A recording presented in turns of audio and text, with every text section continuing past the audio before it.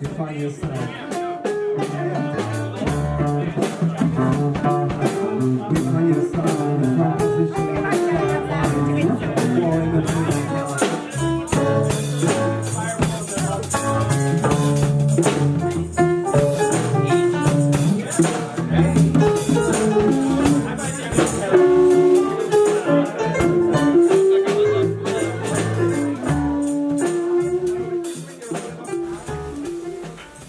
Well,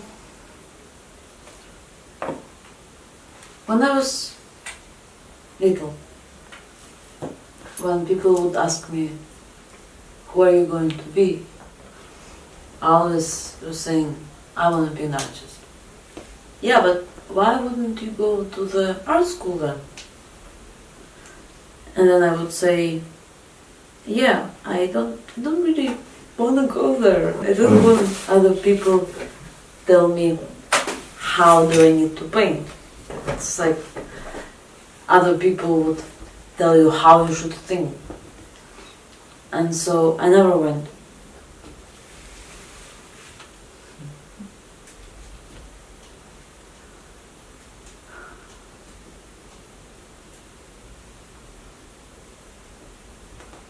I lived a very normal life, and I was a programmer, and I had a boyfriend who was a manager, and we were very normal.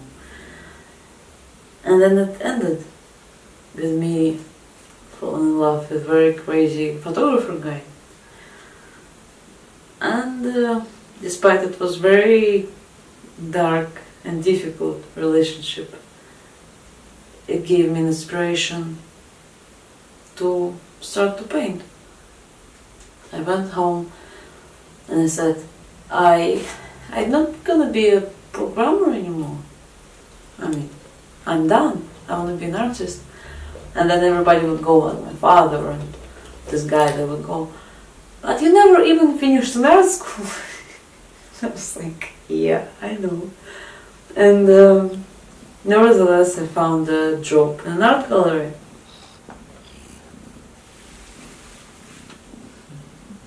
After a set of events, I went to Prague. I spent some time here just painting. Then I went to Thailand and I continued doing that there. At the same time, I was taking a course of art of a very classical, educated woman. Well, she was quite relaxed and she didn't push me into anything. She just helped me to find the balance between realism and abstract stuff. At the same time, I was teaching a little girl and I taught her how to paint. We were happy with each other.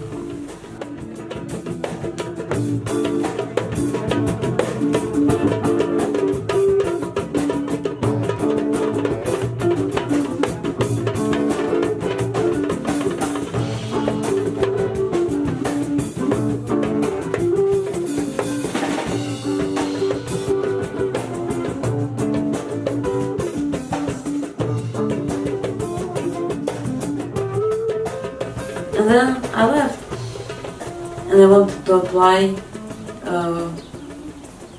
at the Royal KABK, which would be something Royal Art Academy in The Hague, Netherlands. And the exam was in 2.5 weeks. So I ran to Rome, bought some paint, locked myself in for those 2.5 weeks. And I produced 12 paintings and 2 sculptures. Being pushed so hard, I really found some new perspectives in art in general. It was cool time. They didn't like my stuff. And the same night I went home and I booked my tickets back to Bangkok. I didn't want to return to the island. I wanted to apply to the art university in Bangkok. And I had an agreement with my father, and he was cheering up all the way, saying, yeah, good luck with your exams. And I passed. And they say, bring your money and you're in. And I wrote this to my father, I said, send me money and I win. And he replied, no, that's not gonna happen.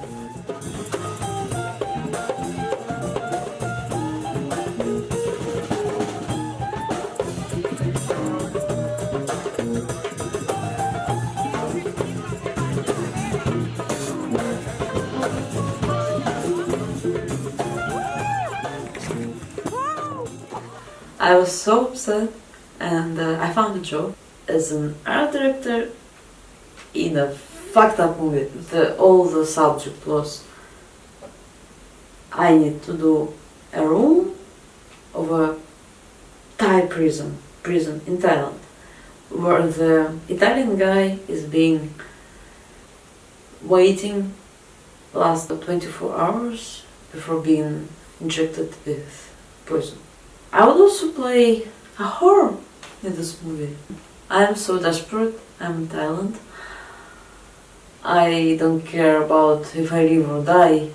Why wouldn't I play a horror in a movie? And it was fun. I had the nickname Lessie. I fell in love there.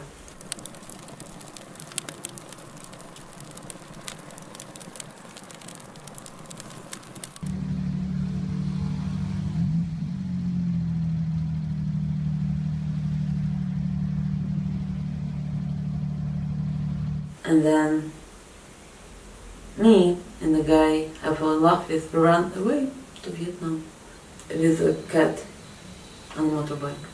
And we drank a snake blood in Cambodia on the border with Vietnam. Everything of that moment, of that journey, seemed weird to me.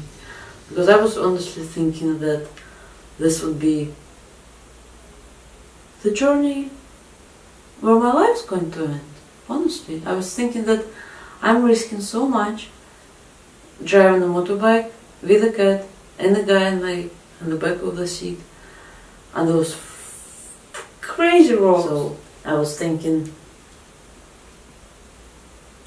I don't have any idea why do I live anyway.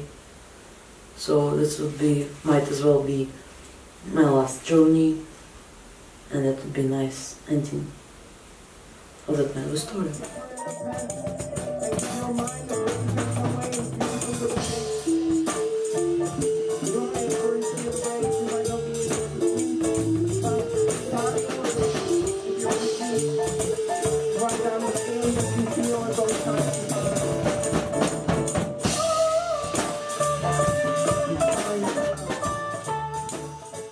But then I was wrong. I was not the one. He was the one. I woke up once in Vietnam and he was not alive anymore. I spent 7 days dying from the outside and inside. And then I realized that I was doing wrong. Everything was clear about why I'm here. I mean, why do I live? I realized that I can do better in keeping on the memory if I do my art instead of if I just bluntly end my life after his life. It would be just stupid. So I went back to Moscow and I spent 5 months just being a ghost. And all of a sudden, the guy who I met at the beginning of all this journey, when I first time came in Prague, and for the first time I kissed a guy not from Russia. It was Vincenzo. And he took me back to Prague. And then after 8 months, we got married. And this is kind of a thing you would call a miracle, that a person comes into your life and you just realize that angels exist, you know, but sometimes they choose you to be their companion. This is the wedding present. This is the bride bird, and this is the groom bird. And it says ciao and hi, and ciao and hi, because in Wiki we speak English or Italian.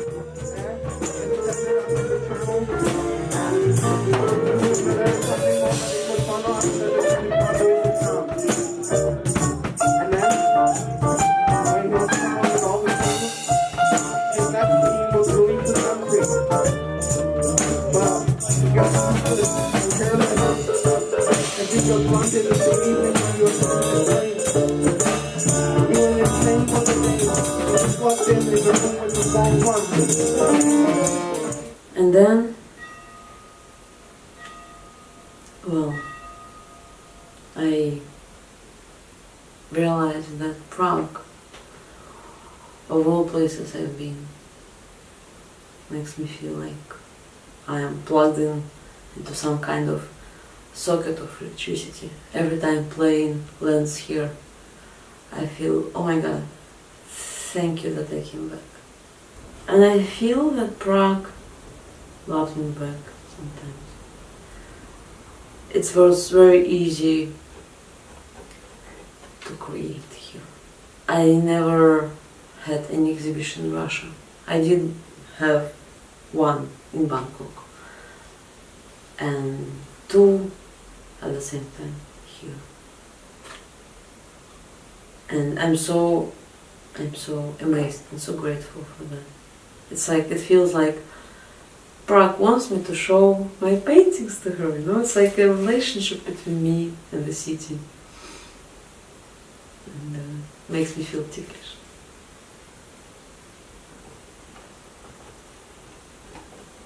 And so does the language. I mean, for me, Czech language is just the sweetest. I mean, it's like I am talking sweet things all the time, even if I speak of casual things. It's still so soft. And then the music. Because Prague has so many freedom music-wise. You can play it almost everywhere. It's full of people from all around the world, and they all are happy to find out who you are and why you're here. It's very fun.